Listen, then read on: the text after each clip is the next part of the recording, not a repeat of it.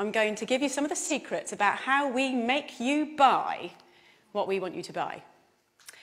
So as a marketer, when I'm first giving you a product, what's my job? Well, my job is to make you want it, to crave it, to need it, to think that it is the best innovation in food since sliced bread.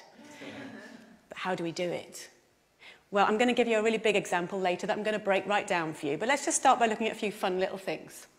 So here we have Shreddies, an old favourite, been around for years, very popular in the UK and Canada. Without changing a single little thing about that product, they remarketed them, rebranded them as brand new diamond-shaped Shreddies. Food marketing genius right there. In the 1950s, there was a very important innovation in food. The instant mix cake, one of my personal favourites. When they were first brought out, all you needed to do was to add a little bit of water. Who's not going to love that? Well, actually, no one loved it. No one bought the bloody things. So they did a bit of research. And what they found was that the main consumer, the target consumer, the housewife, felt that it was cheating. They didn't want to pass off such an easy thing as their own baking to their partners, their husbands, their families, whatever. So what did the producers have to do? They had to make it harder. So now you had to add water and an egg. And sales exploded. But these examples, these are just chicken feed compared to what I really want to talk about tonight, and that is chickens and pigs and cows. So when we think about where chickens, etc. come from, we think about something a bit like that. That's also our instinctive idea, but we all know if we really think about it, if we think about it deeply, it's probably a little bit more like that. But that's a lot nicer.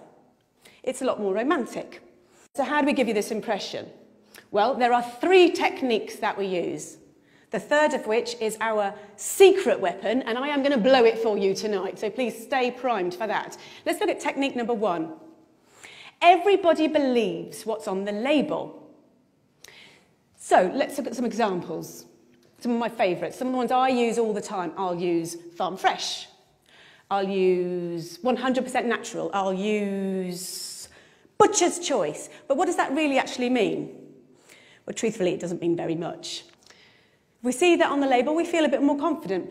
But let's have a look at what a farm really looks like. It probably looks like that. Now, this is a concentrated animal feeding operation.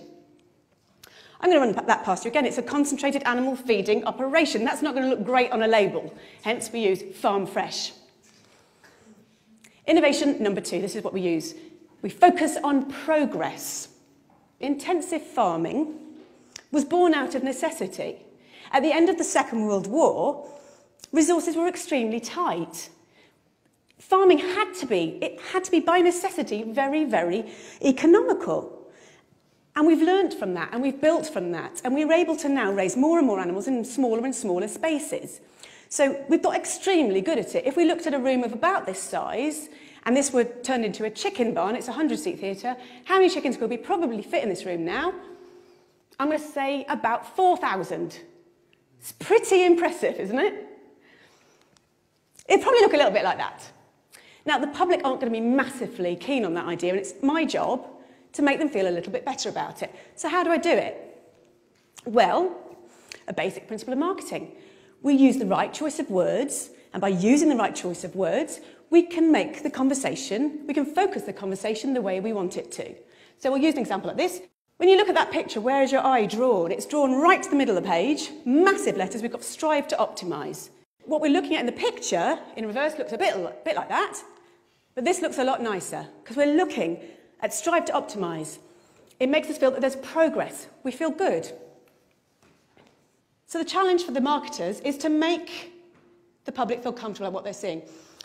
One of the side effects of intensive farming, of having so many animals in such a small space, unfortunately, is obviously disease, because you put so many animals into a small space, they're going to get sick.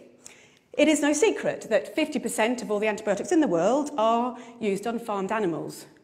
So how do we make the public feel okay with this? How does that happen? My job.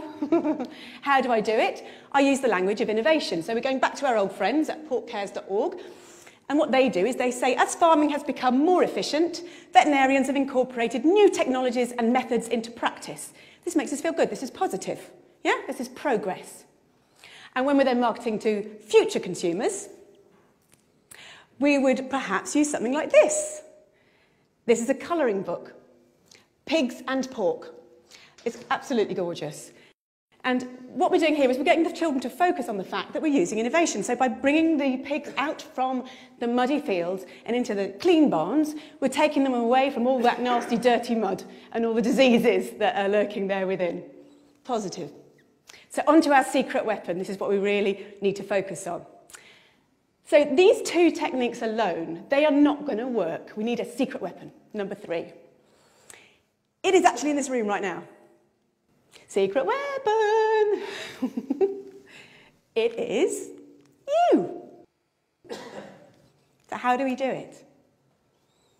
When you're in the supermarket, you don't want to think about where those products have come from. You don't want to think about how those animals have been reared, how they've been treated.